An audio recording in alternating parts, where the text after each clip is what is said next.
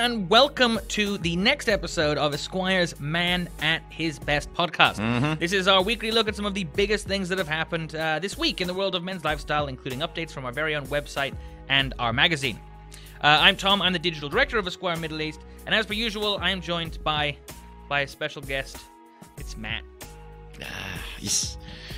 I think the whole fun I used to have from this podcast was like those long-winded intros that you used to do. I know, but I get enough Marvel superhero lore to have to go and maybe late. Maybe. Bring him back. Maybe just like branch out. We don't necessarily have to stick to the Marvel superheroes. Yeah, but this just researching origin stories of fictional characters became a job in itself. What? That's, if anything, that's the best job. You ever see those advertisements where they're just like, do you want the best job in the world? And it's like some kind of caretaker of an island. Yeah, I've written about one today. Oh, really? Maldives. Fair. Island. Run a bookstore at this resort. Yeah? For a year. Oh, well. But then you've always got to do stuff on the side. So it's like, and also you can run your blog and also handle the social media. Yeah. Launder money. Yeah, exactly. Anyway. Well, it's good to be here, Tom. Yeah, thank you for having me back, I suppose. Well, yeah, let's get the party started. And I think the best place to get the party started is with Elon Musk news. It's becoming a regular thing. Hit me with some Elon Musk news. Have we got the Elon Musk evilometer? We'll make that up here right now. And as you can see, what we're doing is actively tracking Elon Musk's, I guess, kind of his route towards good and evil. Yeah, it's a week by week look at where this this man is a force for good, a la superhero, or a force for bad, a la supervillain. So kind of he was just over. We upgraded him last week because he'd been crying at the New York Times. So we thought, man, give the guy a break. So now he's kind of just one into the evil category. It's just a little notch above halfway. Well, see, so here we go. So what's the news this week? The news this week is Elon Musk has decided to not make Tesla private. Okay. That must have affected business. No, he said he wanted to take it private. Right. And then he has just completely flip-flopped on that. Now he's like, no. Yeah, because I read that tweet of his a while ago that said... Yeah, they said he would take him... I'm taking it private. For $420 a share. 420 is a number combination that some of you may be aware of. And essentially now he said, no, I don't want to do that. What? Any reason behind the swap? Well, the reason why... it would have allowed them to get an awful lot of capital and a lot of money very quickly, which is why he wanted to do it. But ultimately, Elon Musk would be ceding a lot of control to shareholders. I don't trust him. Exactly. I don't trust him. So I don't really know. So basically, nothing has changed. It would allow people like conventional car companies, as well as kind of Saudi Arabia, who have been putting money into Tesla. It would allow them to buy it. Right, because that's what I heard. That was the thing. There was a large kind of offer, or at least a deal kind of being looked at by a hedge fund, a Saudi hedge fund, wasn't it? Looking to buy in significant amount of control of Tesla. Yeah. Lots of money to fund his other projects. But I imagine him announcing that he doesn't now want to do this with the company affected share prices quite badly. Well, I don't know at the moment. I mean, they're going up and down depending on his Twitter. But yeah, so much like this little meter. So if we're going to adapt that news onto this meter, where are we? He wants to remain in control of his electric car company, and he doesn't want to give money to shareholders. Right. For me, not giving money to shareholders is a force for good. All right. So then we'll move him back up. So now he's right in the middle. Good on you, Elon. So Elon Musk is now neither good nor evil. He is just a man. He's just a man. Standing in front of a girl, asking him to love her. I guess. Is that woman Grimes? Yes, I suppose so. Whenever he comes home from work. But I hear he sleeps in his office. So yeah, that's that. Elon Musk, keep on doing what you're doing. You could end up back in good guy territory.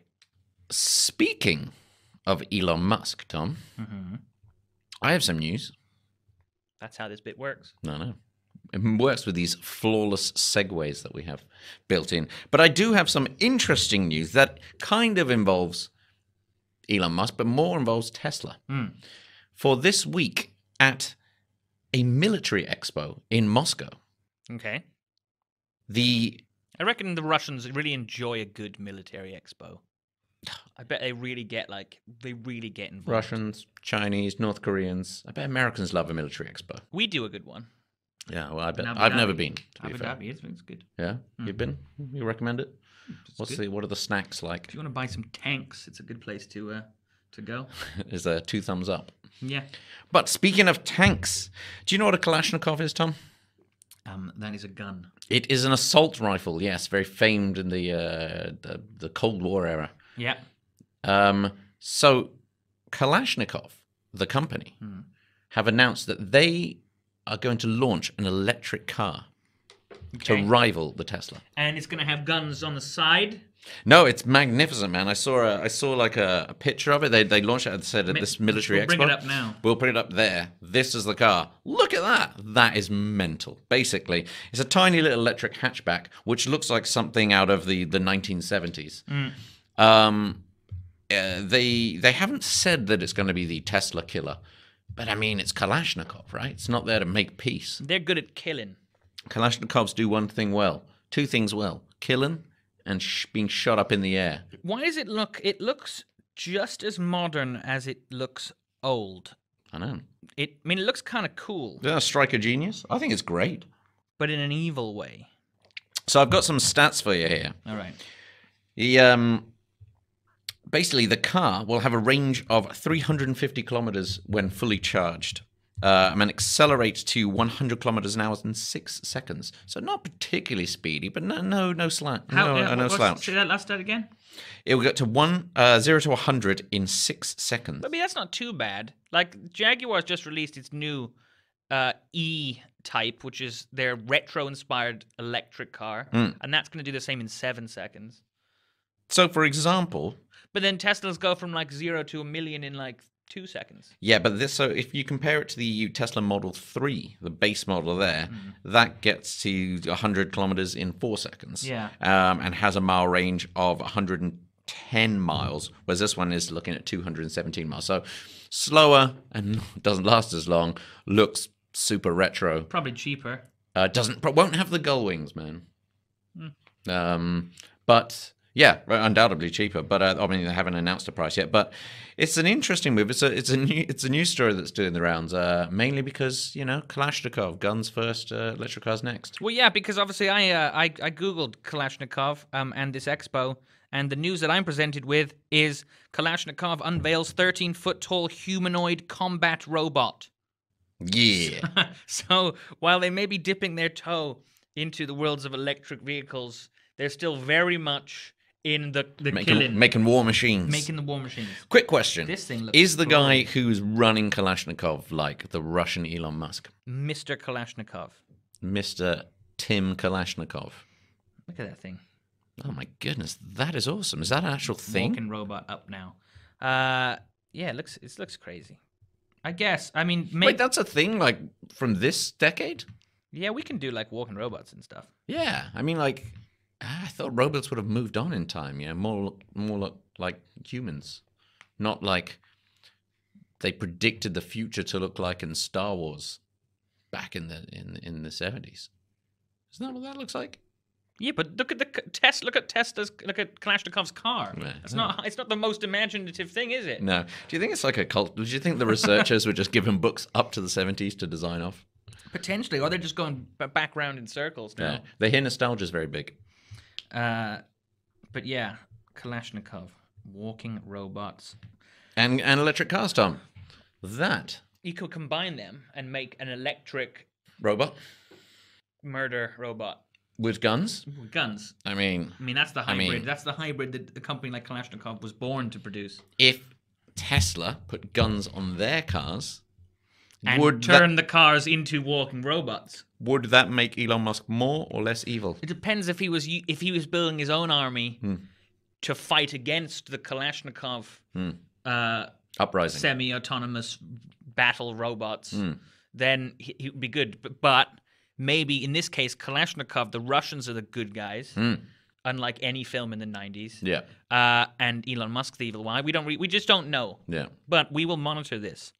You know, randomly, I've been watching a lot of Jack Ryan films. A lot of them are random. There's a new series out. Well, that'd be why. So there's been a lot of Jack Ryan films being redone on television. Saw Clear and Present Danger the other day. Saw a Jack Ryan Shadow Recruit, where Harrison Ford is Jack Ryan in the former, and then in the latter it's Chris Pine. Yeah, but also there's the one that Ben Affleck played. Yeah, he did. But I was kind of looking into it, and I was wondering why that is. But yeah, because you're right, because they're making a new series that launches this week. The Jack Ryan show, where he's finished being president and head of the CIA. That he's now presenting his own late show. With starring what's he called? John Krasinski. John Krasinski. I love that guy. Married to Emily Blunt. Yeah. See, I've done it again. I've said that thing that I don't like people saying. What? I love that guy? Yeah, like when you talk about celebrities and people then go, you know why I love that guy? He seems like such a nice guy. He seems like a nice guy. How do you seem like a nice guy? Like you've never seen him, you've never met him, you've never spent a moment with him. You see, Have so many characters played Jack Ryan across so many films? Is the reason for that just because Tom Clancy's writes a lot of books? Written like 100 books starring Jack Ryan. Yeah. Yeah. Think about it. The guy was like, I can't, he was like working for the CIA and then becomes president. Surely there's some vetting that goes on there. Like you can't have some kind of agent who was going around as a covert agent murdering people then become president. But you can have a reality television star. Exactly. I mean, that's the truth is stranger than fiction in this case. He hasn't murdered anyone that we know of, allegedly. I don't know. How do we get out of this one? Roll a sting! Do something! Jack Ryan news. No, I'm not doing Jack Ryan news. I'm not doing that. No, we will segue neatly into a story I have about Michael Jackson. And a lawsuit. So, apparently, if you're not caught up, in 2014, a fan named Vera Sarova brought a class action lawsuit against Sony Music, alleging... There's that key word again. That they used a Michael Jackson impersonator to record tracks on his new album, the one that released kind of after he passed away. Right. The posthumously. Yeah.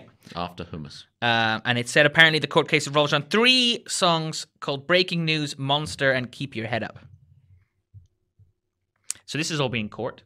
How can they prove this or disprove this? Well, this is kind of, it gets a little bit confusing. So the impersonator has admitted to recording the tracks. And Sony has said at no point, Michael Jackson definitely sung on some of the tracks. And they said in order to prove that the Michael Jackson impersonator is singing the songs, someone would have to find some evidence of Michael Jackson impersonator singing the songs. And that's where we're at. So basically Sony went... Well, it would only be illegal if someone were to find the tapes. The tapes, essentially. So it's like Watergate. I think they just deleted the tapes. Fair. So this lawsuit's going on now? There seems to be a lot of lawsuits around Michael Jackson's death. Even if the vocals weren't Jackson's as proof that they were indeed faked. That doesn't make any sense. Anyway, that's what they're saying. Speaking of Jackson, earlier this week, Tom. Yeah. I didn't know where you were going with this. I still don't know. I'll wait. Well, yeah, till I finish saying. Earlier this week, Tom. Ah! Whew. Did you get that? Yeah, that was that thing again. Why does that happen? I don't know. I think someone's making a mistake somewhere. It's like a wire or something. Anyway, hey, we're still rolling, so that's good. No, you're there, right? Yeah. So, Michael Jackson, Tom. Earlier this week, I went to an event at the Burj Khalifa with Hugo Boss, where they brought over the suit, the white Hugo Boss suit that he wore in the Thriller. The reason being, it's the 60th anniversary. Oh, it's his 60th birthday. 60th anniversary of his birth. That sounds a weird thing to say. But it's his 60th birthday. So they brought this over. The fashion brand are remaking 100 versions of that suit. And they're up for sale. So we're there. I saw it. Thriller suit.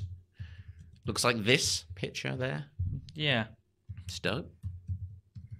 And what? I mean, any excuse to have... Did they make the original one? Yeah. Really? Yeah. Huh?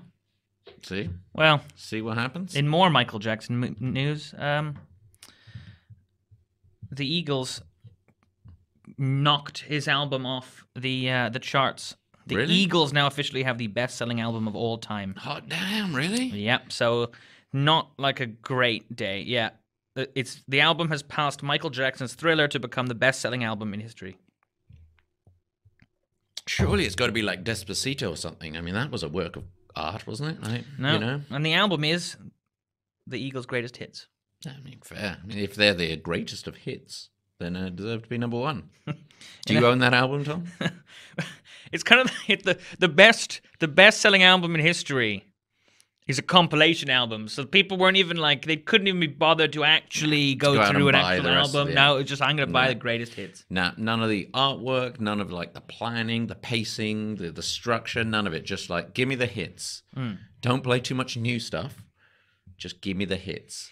But yeah, so I mean, not a good day, not a good week for Michael Jackson. Except, but it is his birthday. It is his birthday. No, I don't think he knows, by the way. But no. But yeah, that's that. You got any more news?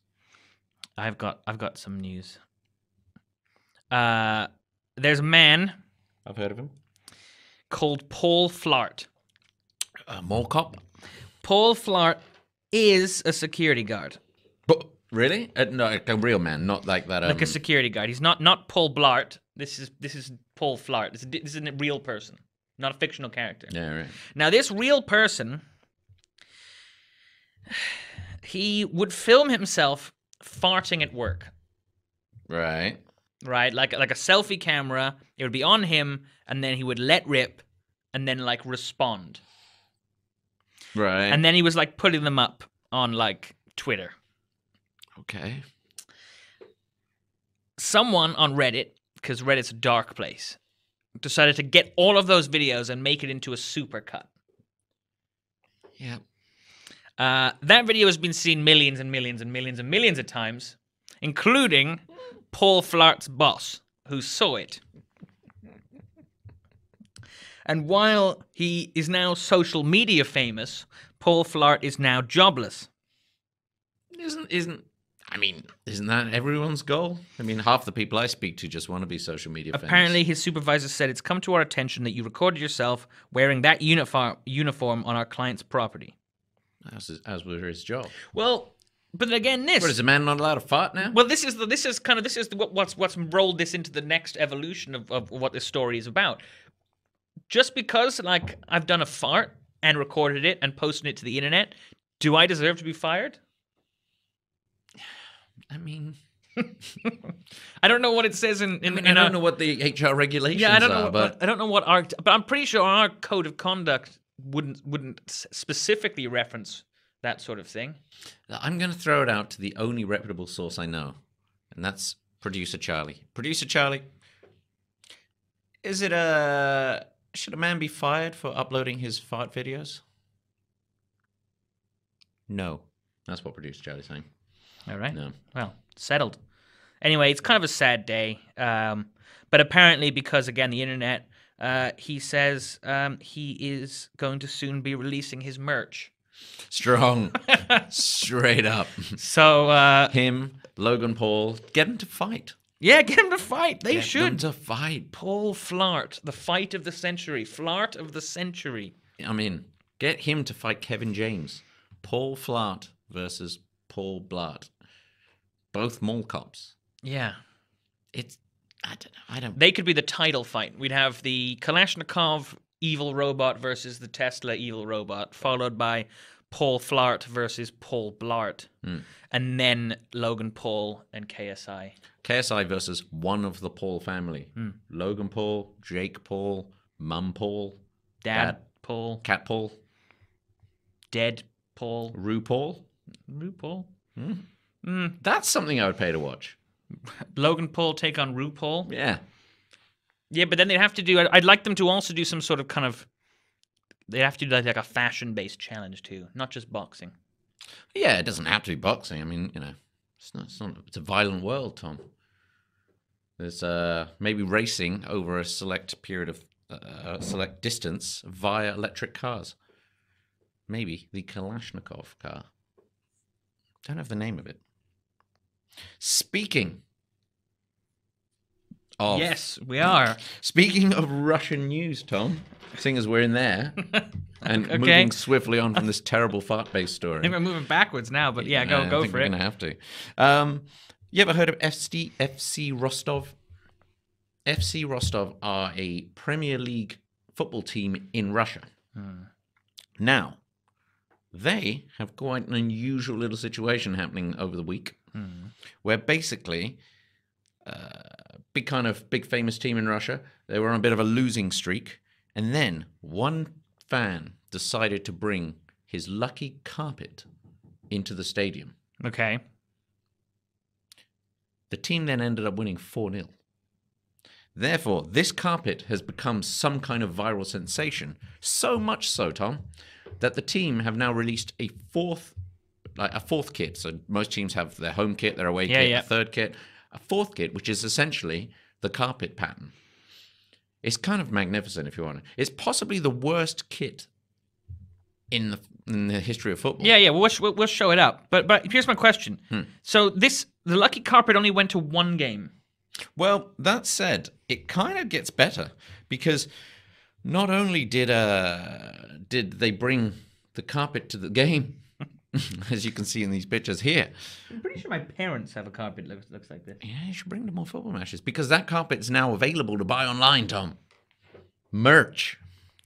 But so it went to one game and they won, and now they've turned it into all their kits. Yeah, isn't this a little bit maybe getting ahead? I mean, I'd think in order for a carpet to be even considered lucky, I think you'd need to constitute at least 3 wins. No. The carpet was the man's. He used to have it at home, and he used to watch, like, when he'd watch Rostov at home, the carpet would be there, and he would consider that as lucky carpet. So they were losing. So he thought, how can I help the team as the 12th man? So he brought it into the stadium. They won, Tom. So therefore, regardless of the tactics, how well the team played on that day, most of that luck came from that carpet.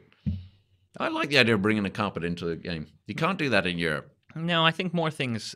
Carpets could be in more things. I don't think carpet doesn't need to just be a front room thing. What do you mean? You got one in your bathroom? Lovely bathing. No, like a carpet? football stadium carpet.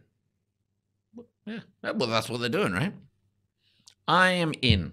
I think that shirt is proper disgusting. Yeah. Would I buy it? Yep. I am indifferent because I don't really care for carpets or football.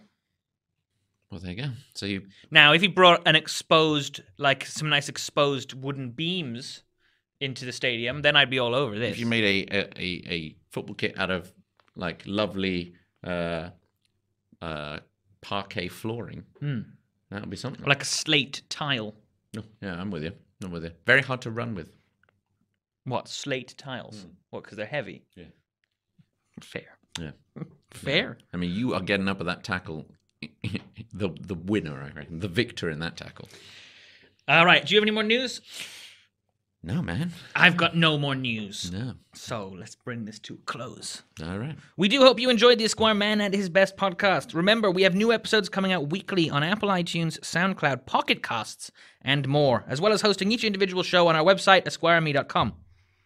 And also, don't forget to check out our social media accounts, which have appeared as if by magic, but it's not magic. It's technology. I also do have one plug. Can I plug something? September 1st, Esquire Middle East's 100th issue. Yep, the biggest one we've ever done.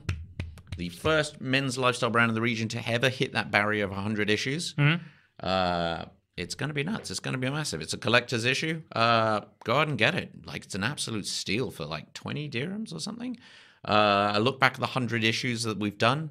I look at the 100 people that embody the spirit of the brand, the ethos of the brand, and also the 100 things to do on a travel bucket list that every man should do in his lifetime, Tom. The ultimate travel bucket list, some might say. Some might say that. I wonder who wrote that.